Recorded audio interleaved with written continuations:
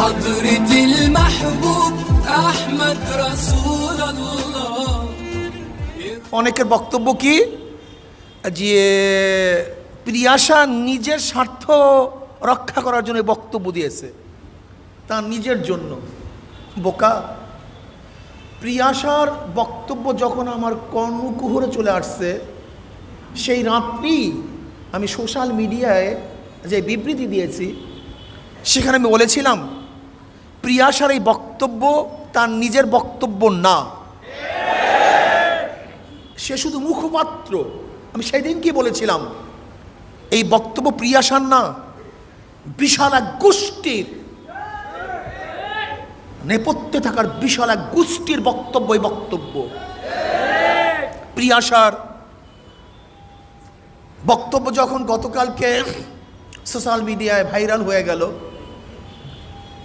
আওয়ামী লীগের সাধারণ সম্পাদক সাহেব বক্তব্য দিয়েছেন, শুনেছেন আপনারা। স্বরাষ্ট্রমন্ত্রী বক্তব্য দিয়েছেন, শুনছেন আপনারা। অনেক এমপি মিনিস্টাররা বক্তব্য দিয়েছেন। তোলপাল। ওনারা কি ভেবেছিলেন যে গুহার মধ্যে প্রিয়াশা একাই, তাকে সো মারলি প্রিয়াশা ধ্বংস হয়ে যাবে। দৌড়িয়ে গেছে গুহার কাছে। কি আর প্রিয়াশা একজন ব্যক্তি, যখনই গর্তের কিনারায় গিয়ে দেখে এ তো প্রিয়াশা মাত্র গর্তের মুখে এক মুখপাত্র, আর গর্তের ভিতরে বিশাল এক গোষ্ঠী যাদের বিরুদ্ধে লড়ার ক্ষমতা আওয়ামী লীগ সরকারের নাই। বিশাল এক গোষ্ঠী গর্তের মধ্যে উকি মারিয়েছে। তখনই আস্তে সবাই ভাগতে শুরু করছে। আজকে দেখেন গতকালকে রাত্রে বক্তব্য আর আজকে সরকারি দলের বক্তব্য সম্পূর্ণ ভিন্ন। আমি সবার সামনে বলবো, প্রিয়াশার মাথার থেকে একটা চুল সরাবার ক্ষমতা আওয়ামী লীগ সরকার রাখে না। একটা চুল সরাবার ক্ষমতা রাখে না। বিচার করা তো দূরের কথা। আপনি কি ভেবেছেন প্রিয়াশাকে এত সহজ মনে করেছেন? প্রিয়াশা সে বাংলাদেশের থেকে আমেরিকায় গেছে। ডোনাল্ড ট্রাম্পের কাছে যে বক্তব্য দিয়েছে, সে শুধু আমেরিকার নাগরিকত্বতা পাওয়ার জন্য বক্তব্য দিয়েছে না। মানুষের ঘিলু, মেধা, এই মেজাজে চলে বাংলাদেশের মানুষ। অথচ হাজার হাজার লক্ষ লক্ষ মানুষ আমেরিকার সিটিজেনশিপ বাংলাদেশের। ট্রাম্পের কাছে কারোর যাওয়ার প্রয়োজন হয় না। আমেরিকার সিটিজেন্স পাওয়ার জন্য ট্রাম্পের কাছে যাওয়ার প্রয়োজন হয় না। আর আমেরিকার সিটিজেনশিপ প্রিয়াশা নেবেন কেন? দরকারটা কি? উনি তো সিটিজেন পাওয়ার চেয়েও অনেক ঊর্ধ্বে আছেন।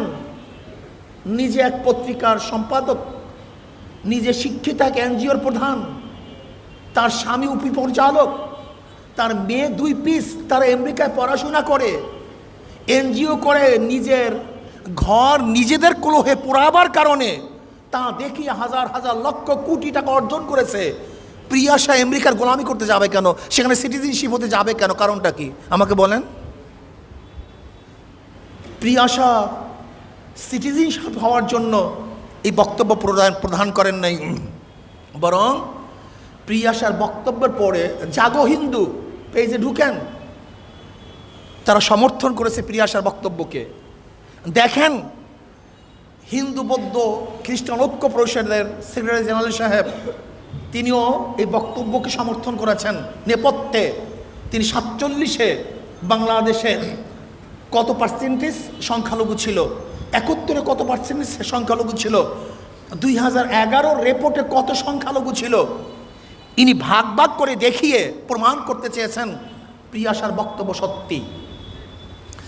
আসলে আওয়ামী লীগ গতকালকে যে বক্তব্য দিয়েছে, প্রিয়াশার শেষের কথার কারণে বক্তব্য দিয়েছে যে পলিটিক্যাল সাপোর্টে তারা এই কাজগুলি করতেছে অলওয়েজ, সব সময়। যদি এই কথাটা প্রিয়াশা না বলতো, যদি এতটুকুই বলতো যে মুসলিম মৌলবাদীরা আমাদের ঘর বাড়ি পুড়িয়ে দিয়েছে, আমাদেরকে গুম করছে, তাহলে স্যালুট মারতো আওয়ামী লীগ সরকার 1000 বার। লেকিন শেষের ওর মনের কথাটা বের হওয়ার কারণে একটু বিভ্রান্তিতে পড়ছে। লেকিন আমি আওয়ামী লীগ সরকারকে বলবো, আপনি